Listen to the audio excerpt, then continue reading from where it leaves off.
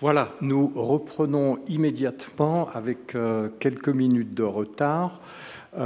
Nous entendons encore maintenant deux conférencières. Tout d'abord, Hélène Merlin-Cajman, professeure de littérature française du XVIIe siècle à l'Université Sorbonne Nouvelle, qui va nous parler d'un livre intitulé « Lire dans la gueule du loup, essai sur une zone à défendre, la littérature », paru en 2016 chez Gallimard.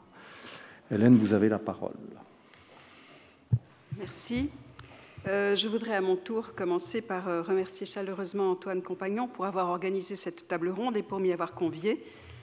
J'ai beaucoup appris depuis ce matin et j'attends avec impatience la communication de Catherine Cocchio, dont j'admire infiniment le livre « Le mal de vérité ».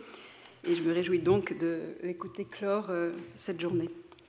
Selon le titre de cette table ronde, nos débats portent sur l'histoire littéraire, nouveaux objets, nouvelles méthodes. Je ne crois pas qu'on puisse dire de mon livre « Lire dans la gueule du loup » qu'il est un livre d'histoire littéraire. C'est plutôt un livre de théorie littéraire, comme le suivant d'ailleurs, « L'animal ensorcelé ». Cependant, deux des chapitres de « Lire dans la gueule du loup » se penchent sur la question d'anachronisme, question qui a été du reste évoquée ce matin à propos du terme de littérature lui-même, et c'est un des problèmes que j'aborde dans ces deux livres. En effet, ma décision de redéfinir la littérature à partir de la question de sa transmission et de son partage engage nécessairement un point de vue sur son historicité. Je n'aurai pas le temps de m'appesantir sur cette dimension de ma recherche, mais pour vous donner le plus simplement possible une idée de ce que je veux dire par là, je voudrais me contenter d'une remarque. Un écrivain peut être connu de façon posthume et sans jamais avoir voulu écrire à proprement parler de la littérature, Madame de Sévigné par exemple. Certaines œuvres ont pu même être éditées de façon totalement posthume, sans jamais avoir été lues par quelque public que ce soit de son vivant. C'est le cas d'Henri de Campion, par exemple, et de ses mémoires, écrits au XVIIe siècle. Or, un tel phénomène n'est pas possible pour un homme politique ou pour un comédien.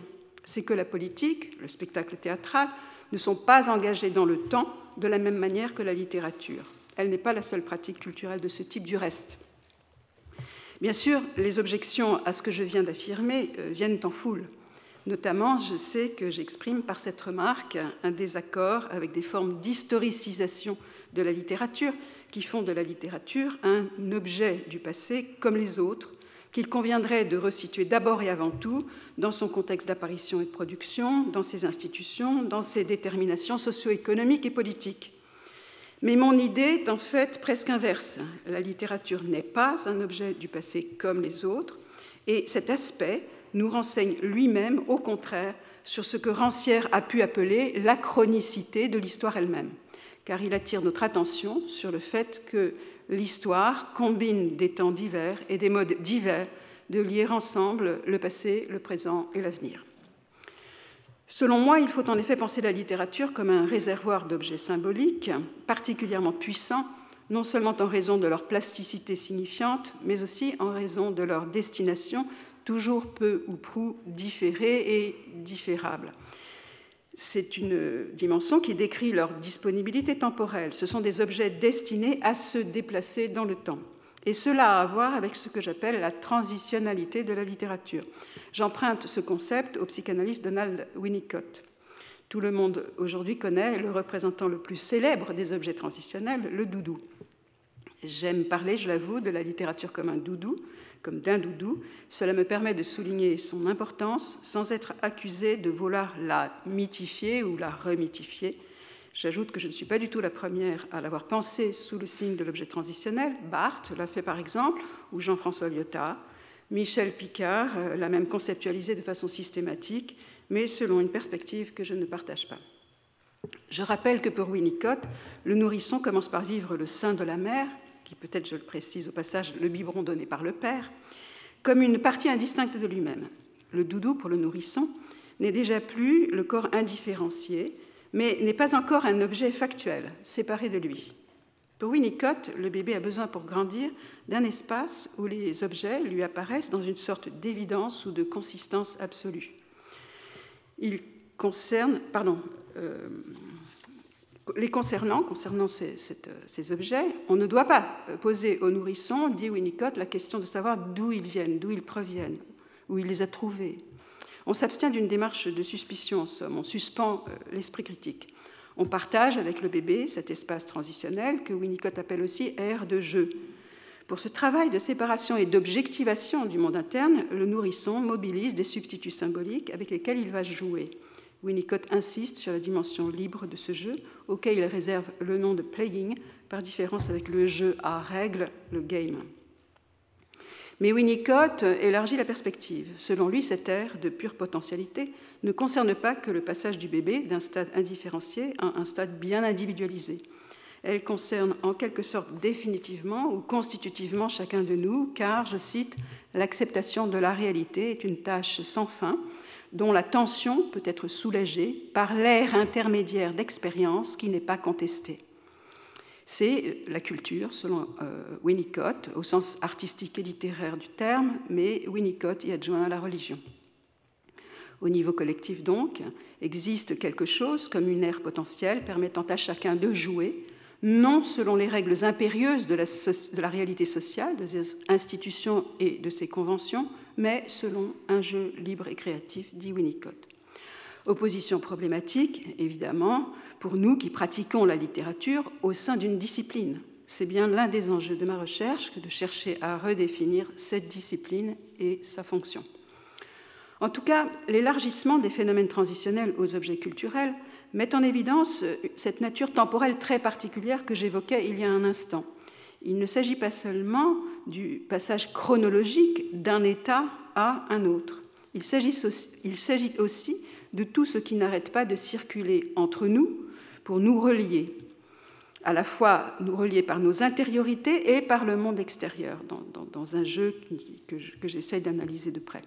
Il est probable, du reste, que l'on tient là l'un des fondements anthropologiques de l'économie du don à laquelle j'ai rattaché aussi la littérature. L'être humain, je le rappelle, naît dans un état d'inachèvement qui nécessite des apprentissages pour survivre et pour adapter sa physis, c'est-à-dire d'abord son cerveau, aux exigences du monde social.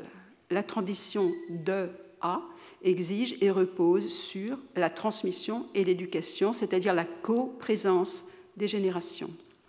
C'est une manière de broder toujours autour de la même idée. Mon idée est que la littérature peut fonctionner comme un bon objet transitionnel parce qu'elle nous relie, mais sur un mode en devenir, contrairement par exemple au texte sacré, un mode en constante renégociation, un mode qui ne demande pas la soumission du lecteur à la lettre du texte, contrairement en général au texte sacré, dirais-je pour aller vite. Mais définir la littérature par sa transitionnalité n'est en rien une définition d'essence. Comme l'a souligné Jean-Luc Nancy, les textes littéraires ont pu aussi être partagés comme mythes, perspective que j'ai cherché à croiser avec celle de Rancière à propos du partage du sensible. Par ce concept de transitionnalité, je cherche donc à placer la littérature sous le signe d'une transmission et d'un partage spécifique, non sans rapport avec le concept souvent décrié aujourd'hui de catharsis, et je l'oppose à d'autres types de partage et de transmission, notamment ceux que j'appelle traumatiques. Je vais revenir sur la définition du trauma. Je me contenterai ici de placer la transmission que j'appelle traumatique sous le signe d'une phrase de Winnicott à propos de pratiques thérapeutiques qui ne respectent pas l'ère transitionnelle de la cure. Je cite : « Le moment clé est celui où l'enfant se surprend lui-même et non celui où je fais une brillante interprétation. L'interprétation donnée quand le matériel n'est pas mûr, c'est de l'endoctrinement qui engendre la soumission. »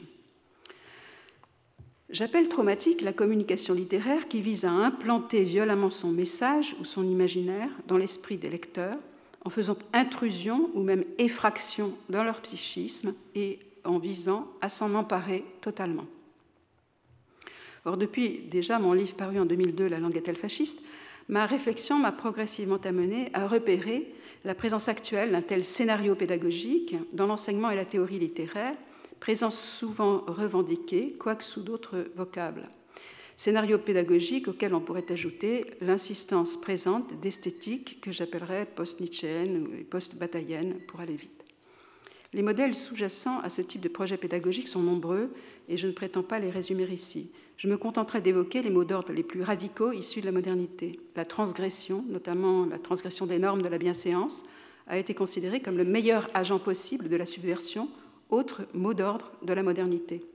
La transgression, autant dire un choc salvateur, jugé salvateur. Mon but est inverse. J'essaie de montrer que le partage transitionnel de la littérature est capable de desserrer l'emprise traumatique qui pèse sur nos existences. Je tiens pour acquis, en effet, qu'aucune vie humaine n'échappe à ce risque, même quand on n'a pas connu de traumatisme grave. Je vais aussi revenir sur la définition du traumatisme. Je dis aussi, car nous allons voir qu'il y a lieu de distinguer trauma et traumatisme. Mais je me contenterai de mentionner, pour illustrer ce propos, la période de l'adolescence comme cas évident d'un moment traumatique traversé par tout un chacun. Un psychanalyste spécialisé dans la psychanalyse de l'adolescence, François Marty, évoque ce qu'il appelle l'agression pubertaire au moment de l'adolescence. Le grand neurobiologiste, Alain Prochian, évoque quant à lui un bombardement hormonal d'une telle violence qu'on peut expliquer par lui certaines entrées dans la schizophrénie au moment de l'adolescence. La plupart des sociétés humaines ont encadré par des rites de passage ce moment crucial de fragilisation et de l'individu et de la société. Le lycée et la place qui avait la littérature dans l'ancien système scolaire pourraient recevoir une nouvelle lumière de ce constat.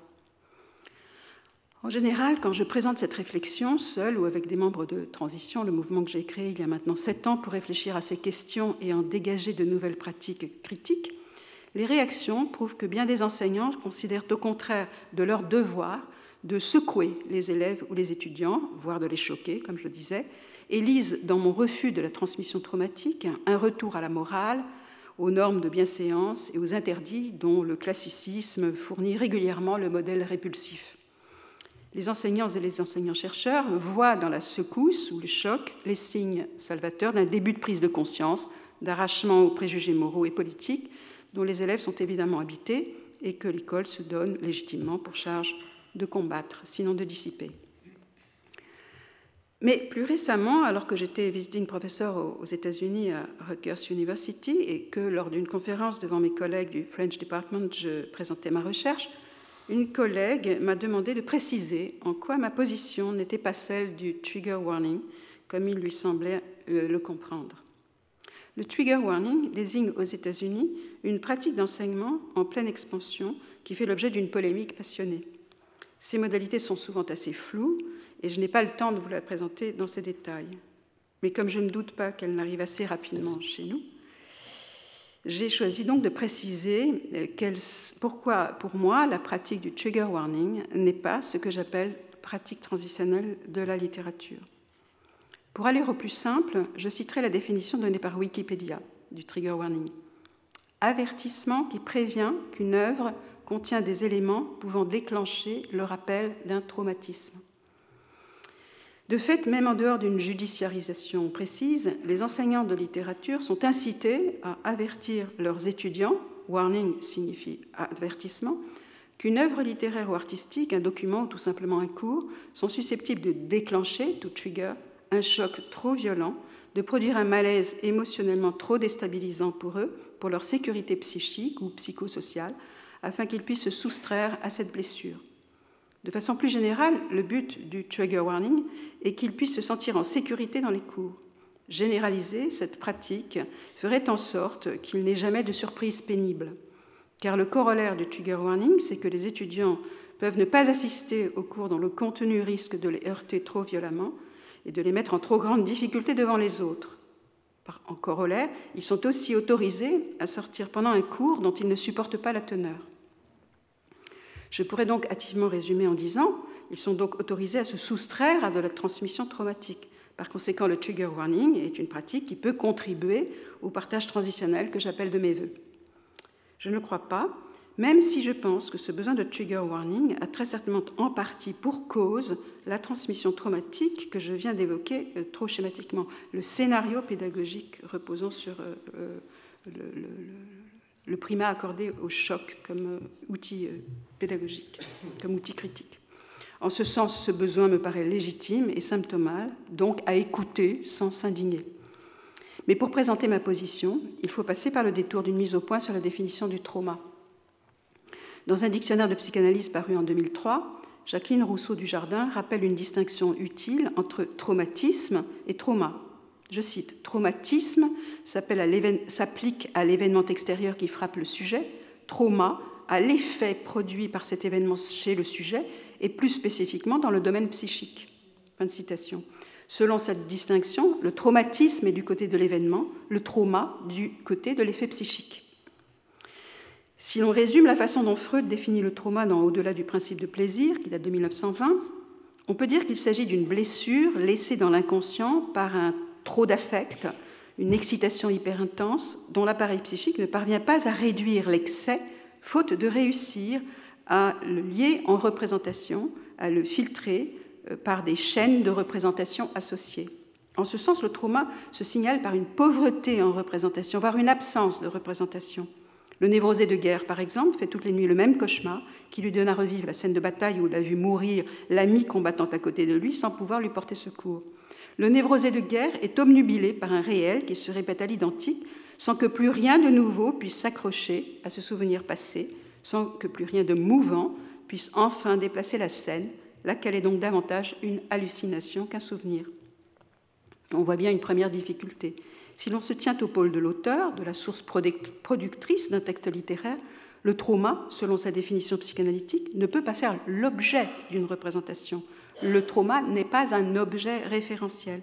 Il n'est pas transmissible au titre d'un contenu narratif, d'autant que le plus souvent, il n'est pas en fait expérimenté par le sujet, qui souvent ne se souvient même pas de ce qu'il a vécu ou s'en souvient pauvrement. La formule rappel d'un traumatisme, présente dans la définition du trigger warning, est donc problématique, voire équivoque. De ce qui précède, il est en effet aisé de conclure que ce qui, au sens psychanalytique, rappelle un trauma est propre à chaque individu, car c'est une trace, jamais l'objet d'une représentation. Cependant, Jacqueline Rousseau-Dujardin distingue trauma et traumatisme. Le traumatisme, lui, renvoie à l'événement extérieur qui frappe le sujet. Dans leur livre intitulé « L'empire du traumatisme », paru en 2007, Didier Fassin et Richard Reichmann ont montré comment le traumatisme présente aujourd'hui dans nos discours, dans notre regard sur le monde, du moins dans les sociétés occidentales dites avancées, un caractère d'évidence qu'il ne présentait pas il y a encore une vingtaine d'années, suscitant désormais notre immédiate sympathie pour celui qui l'a subi. Le traumatisme désigne un événement objectivement insoutenable et injuste, vécu soit par un seul, accident, viol, torture, soit collectivement, tsunami, bombardement, massacre, etc. Cette définition conditionne notre compréhension du trauma, considéré désormais comme le dommage psychique normal, automatiquement causé par la réalité événementielle du traumatisme, ceci presque indépendamment de l'histoire du sujet, en tout cas de son histoire psychique, biographique, si je puis dire. Le traumatisme transforme l'individu qui l'a subi en victime, disposant de droits à la réparation en vertu de cette injustice qui lui est associée, que cette réparation soit thérapeutique, symbolique, économique, judiciaire, politique, ou tout cela à la fois. C'est évidemment ce sens qui est mobilisé dans le trigger warning. Mais vous noterez que ce n'est pas celui que j'évoquais avec le cas de l'adolescence comme moment traumatique présent dans toutes les existences. À la vérité, depuis Freud, les psychanalystes ont beaucoup débattu de la question de savoir si le trauma appartenait en quelque manière que ce soit à la réalité extérieure au sujet, débat qui a des conséquences directes sur la pratique de la cure, comme le souligne notamment Laurence Kahn dans un livre récent de 2014, « Le psychanalyste apathique et le patient postmoderne ». Son livre a l'immense intérêt pour nous de nous montrer comment la psychanalyse a pu être agitée par des débats très similaires à ceux qui ont agité nos disciplines ou encore celles de l'histoire, depuis notamment ce qu'on a appelé le linguistic turn. Faut-il écouter le patient un tant soit peu littéralement ou non? Je traduis, faut-il l'écouter selon l'illusion référentielle ou non?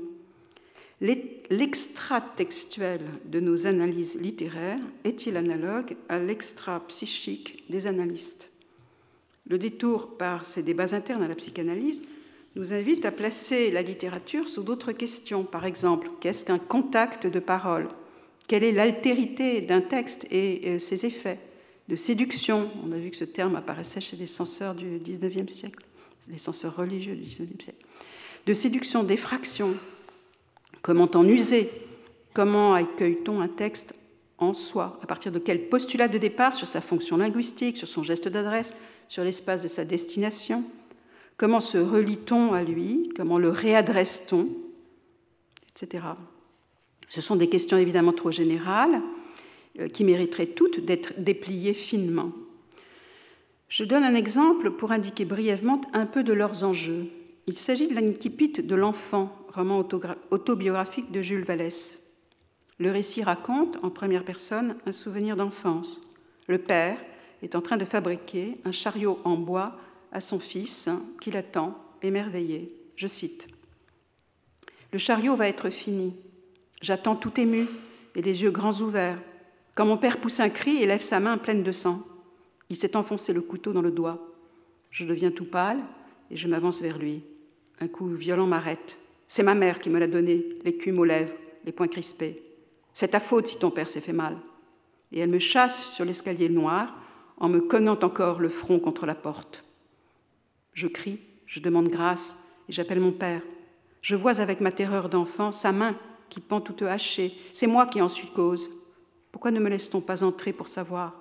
On me battra après si l'on veut. Je crie, on ne me répond pas. J'entends qu'on remue des carafes, qu'on ouvre un tiroir, on met des compresses. Il y a 30 ans, fin de citation, il y a 30 ans, j'ai assisté à une communication qui analysait ce texte comme la traduction d'un fantasme oedipien. Ici, la lecture intrapsychique soutenait donc aussi une lecture intratextuelle, une lecture interne de l'œuvre. Aujourd'hui, il me paraît peu douteux qu'on y reconnaîtrait le récit d'un traumatisme vécu réellement, guillemets évidemment. Et l'enfant ferait à coup sûr partie des œuvres nécessitant un trigger warning. Or, à mes yeux, les deux lectures ont quelque chose de traumatique. Je dis bien les lectures, pas le texte, car elles font violence au possible du texte lui-même, à son bouger, elles le figent. La première par les répudiations de l'évidence sensible de la lecture référentielle. J'avais dans mon livre « Lire dans la gueule du loup », j'ai pris l'exemple d'une lecture du Mauvais Vitrier de Baudelaire, quand est totalement dénié aux lecteurs, aux élèves, aux étudiants, l'autorisation de commencer par lire le texte comme le récit d'une blague extraordinairement cruelle et violente du poète à l'encontre du Mauvais Vitrier. Donc la première fige le texte en répudiant l'évidence sensible de la lecture référentielle, disais-je. La seconde le fige par la littéralisation inverse du texte, qui le réduit à sa dimension référentielle sans rien écouter de son style, c'est-à-dire de son adresse. Bien sûr, je me doute qu'on pourra juger mon adjectif traumatique ici terriblement exagéré et dramatique. C'est une critique qu'on m'a faite et je la comprends. Je n'ai malheureusement pas le temps de préciser ce point. Je note seulement que le traumatique est en train de devenir un enjeu littéraire de facto par le biais de l'enseignement. La question est sans doute la suivante. Si la littérature a toujours à voir avec quelque chose de traumatique, doit-on attendre d'elle qu'elle le majore ou qu'elle aide à l'élaborer ? Mon livre « Lire dans la gueule du loup » tient son titre en partie d'une citation empruntée au livre d'une autre psychanalyste, Monique David-Ménard, dont tout le plaisir est pour moi. Elle définit les 4 types de répétitions autour desquelles tourne la psychanalyse dès son origine. La répétition traumatique, j'en ai parlé tout à l'heure, la répétition dans le jeu, la répétition dans l'art et la répétition dans le transfert. À propos du jeu, rejoignant la perspective de Winnicott, elle écrit « Les enfants jouent en inventant des scénarios qui encadrent et transforment ce qui a provoqué leur effroi. Ils ont peur d'aller chez le docteur et ils jouent au docteur avec grand plaisir. » Elle étend cette caractéristique du jeu enfantin à l'expérience de la lecture en donnant l'exemple d'un conte. Je cite, « Ils veulent toujours qu'on leur relise la même histoire triste et attendent avec délectation la chute du récit, comme dans La chèvre de M. Seguin. Elle se battit toute la nuit et au petit matin, le loup la mangea. » Elle conclut alors, « Au lieu d'aller droit à la catastrophe, le jeu lève un coin du voile et met fin à la fixité des places qui figeaient l'existence. Si je suis tour à tour le loup et la chèvre qui luttent toute la nuit, je ne suis plus obnubilé par l'un ou par l'autre. » Par l'un ou par l'autre, victime ou bourreau. Évidemment, portant sur un conte pour enfants, cette perspective est loin de rendre compte de l'ensemble de la littérature et loin de résoudre tous les problèmes. Je dirais simplement que l'ironie de Vallès, pour revenir à ce passage de l'Incipit de Vallès que je citais tout à l'heure, l'ironie de Vallès, qui conjugue de façon proprement vertigineuse sarcasme et humour, amour et haine, invite son lecteur à bouger en lui faisant partager une oscillation permanente entre des pôles d'identification. L'enfant de Vallès me paraît donc un bon exemple de transitionnalité, à condition que le commentaire emménage la possibilité, l'espace. Si je lis ou laisse lire à des élèves, à des étudiants, à des enfants, ce texte sur ce mode, la lecture me procure, leur procure, l'espace d'une transformation grâce à laquelle je ne suis plus engloutie dans la fixité des places qui figeaient l'existence, pour reprendre l'expression de Monique David-Ménard, qui précise encore qu'on nomme habituellement subjectivité cette capacité de jouer avec les points de souffrance. Je la cite encore. Ce qu'on appelle la vie intérieure, c'est pour la psychanalyse la capacité de lier plaisirs et déplaisirs par des substitutions de rôles et d'objets dans nos rêves et dans les choix qui guident la vie. C'est cette subjectivité qui se trouve anéantie dans la névrose traumatique. En revanche, dernière citation de Monique David-Ménard, quand une œuvre est produite, qui permet de jouer avec le risque d'une dissolution subjective, ce qui aurait pu arrêter une existence se trouve remis en route. J'ajouterais, encore faut-il qu'un commentaire, une mise en scène, un enseignement, ménage ce partage-là en gardant ouvertes toutes les disponibilités du texte. Et c'est ce que j'appelle un partage transitionnel de la littérature, qui me paraît être le critère de la littérarité de la littérature. Pour conclure, j'espère vous avoir fait comprendre que l'intérêt que je porte à la question du trauma ou du traumatique n'est pas un intérêt porté à un nouvel objet. C'est ce qui sépare d'ailleurs complètement ma perspective de ce qu'on appelle aux États-Unis les trauma studies. Et plutôt que de nouvelles méthodes, il appelle à une nouvelle pratique, ou plutôt à une pratique renouvelée de la littérature en se fondant sur son incontournable achronicité. Il me paraît en effet évident que la référence à la théorie winnicottienne n'impose aucune voie critique particulière. Il n'y a aucune raison de se priver des outils critiques, des méthodes, des notions accumulées par les savoirs qui ont pris la littérature pour objet. Il s'agit plutôt, à mes yeux, de se situer face à cet objet dans une démarche qui ne la prive pas de sa dimension d'objet de don, dimension à laquelle j'ai fait allusion tout à l'heure. En revanche, la référence à la théorie winnicottienne met en lumière deux pièges dans lesquels la critique des dernières décennies est peut-être tombée, entraînant peut-être, au moins pour une part, la désaffection actuelle des études littéraires. Les théories critiques qui ont fait la chasse aux lectures naïves ou de premier degré ont fait de la désillusion le fondement, quelque peu traumatique donc, selon moi, de l'esprit critique.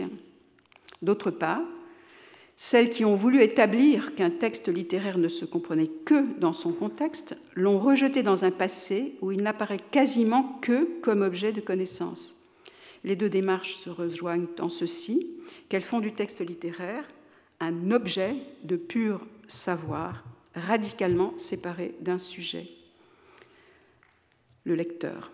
Quand ces deux perspectives sont mobilisées de façon dogmatique, et elles le sont, je le crains, trop souvent, elles sont toutes deux destructrices de ce que j'ai appelé la transitionnalité de la littérature et destructrices du lien. Si les fondements actuels de la connaissance historique d'un côté, des sciences des textes de l'autre, visent à dénaturaliser, à objectiver les textes littéraires, alors ceux-ci ne peuvent plus être transmis comme objet transitionnel, c'est-à-dire sur un mode qui nous relie par nos intériorités, y compris celles du passé, en les accueillant en extériorité, si je puis dire, grâce à ce médium partagé. En extériorité, c'est-à-dire dans le partage actuel, mondain, de la littérature et de son commentaire. Peut-être faudrait-il repenser le discours critique et l'enseignement de la littérature à la lumière d'une phrase de Barthes dans un entretien où il défendait le mot d'ordre de la mort de la littérature, mais avec embarras, avouant « J'ai du plaisir à lire et je ne vais pas aussi loin que certains de l'équipe de Tel Quel qui brûlent toute la littérature. » Il ajoutait alors « Je pense qu'il faut lire dans le désir du texte futur. Lire le texte du passé, dans une visée nihiliste, en quelque sorte, dans ce qu'il n'est pas encore. Je propose simplement de corriger et de dire, non pas lire le texte du passé dans une visée nihiliste, mais lire le texte du passé dans une visée transitionnelle, qui suppose donc qu'on ne peut pas séparer le passé du présent ni du futur, mais qu'il y a un lien permanent, ne serait-ce qu'à cause de la coprésence permanente dans l'histoire des générations, et c'est ce que Rancière appelle achronicité, c'est-à-dire faire crédit à tout ce qui s'indique d'emblée, dès son passé, de disponibilité temporelle dans la littérature, témoin de la trame et de la chaîne de l'histoire. La littérature me paraît documenter le temps, en quelque sorte, et voilà d'ailleurs ce qui pourrait indiquer une nouvelle piste pour les historiens. Je vous remercie.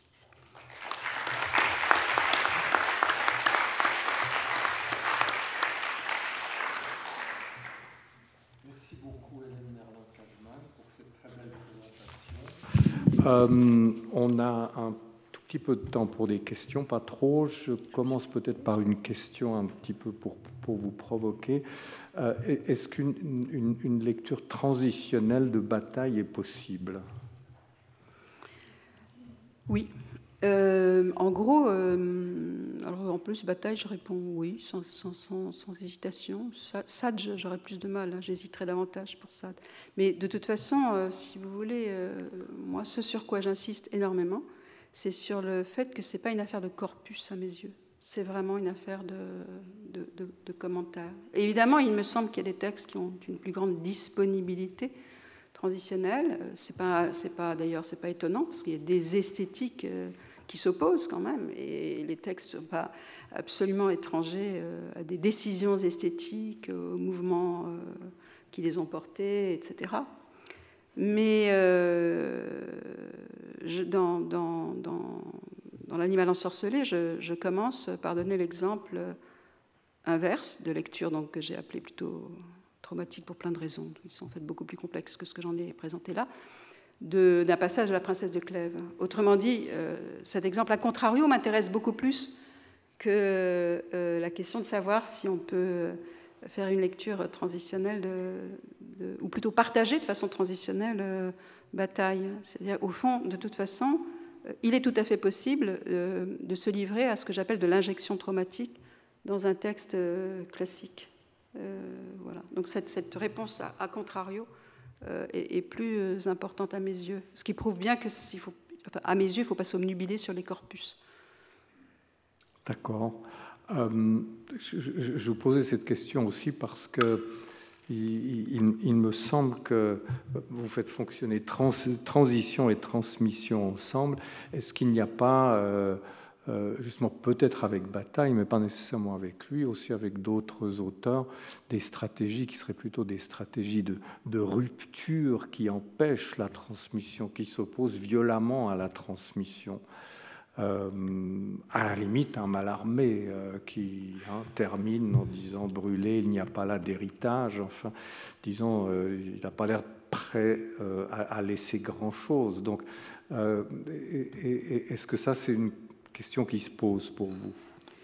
J'ai envie de vous dire oui, j'ai fait ma thèse sur la notion de public. Alors, la question de la première typologie de Valéry opposant les œuvres qui répondent à l'attente du public et les œuvres comme l'œuvre de Mallarmé qui crée son public, c'était une typologie à laquelle je me suis tout de suite trouvée confrontée. Ou dans Au Juste, Lyotard, qui lui fait une typologie à 3 termes, les œuvres qui répondent à l'attente du public, ou les œuvres romantiques qui visent un peuple qui n'est pas encore là, ou les œuvres postmodernes qui sont comme des bouteilles à la mer. Mais si la bouteille se perd dans la mer, la question ne se pose pas. Le fait est que la bouteille arrive quelque part. Et dans ce sens-là, la rupture est une forme de destination, je dirais. Et bon, enfin, oui, voilà, j'ai envie de dire, la rupture est une forme de destination. Ça ne veut pas dire, de toute façon, quand je parle de transmission, c'est bien aussi pour ça que je distingue, entre autres, la transmission transitionnelle et la transmission traumatique. Ça ne veut pas dire que la transmission est ininterrompue, qu'elle se passe dans une sereine continuité ou que c'est ce dont je pourrais rêver, pas du tout. Voilà. Peut-être une dernière question de ma part. En tout cas, vous avez différencié ce que vous faisiez des trauma studies telles qu'elles se font surtout dans le domaine anglo-saxon. Est-ce que vous pourriez un peu préciser comment vous vous situez par rapport à aux trauma studies? Oui. Non, sincèrement, non, je ne pourrais pas. Je les connais pas assez pour pouvoir répondre honnêtement. Le livre de Cathy Carruth est un livre que j'admire, Unclaimed Experiences, je crois. Je crois qu'elle a fondé les Trauma Studies. Disons que j'ai envie de vous faire une réponse qui est un peu une réponse à vue de nez, si je puis dire, c'est que cette multiplication des studies aux États-Unis correspond à chaque fois justement à la création d'objets nouveaux. Enfin, là, récemment, Sound Studies, c'est cette espèce de projecteur sur des éléments présents dans une œuvre littéraire qui débouchent sur la mobilisation de savoir, qui recompose des corpus, certes. Disons que c'est absolument pas ma démarche, parce que ma préoccupation principale, c'est vraiment à quoi bon, enfin, qu'est-ce qu'on peut en faire aujourd'hui de la littérature. Ma conviction est qu'on ne pourra pas sortir des débats qui disent la littérature n'existe pas toujours de tout temps, donc de toute façon c'est un objet complètement historique qu'on n'a qu'à étudier en tant que dans ses apparitions historiques, ou au contraire mais enfin, je veux dire, et alors, pourquoi la conserver dans ce cas-là? Pourquoi la transmettre? C'est ça essentiellement ma question. Elle est donc d'une généralité, si je puis dire, ambitieuse. Voilà. D'accord. Est-ce qu'il y a d'autres questions à Hélène Merlin-Cajman?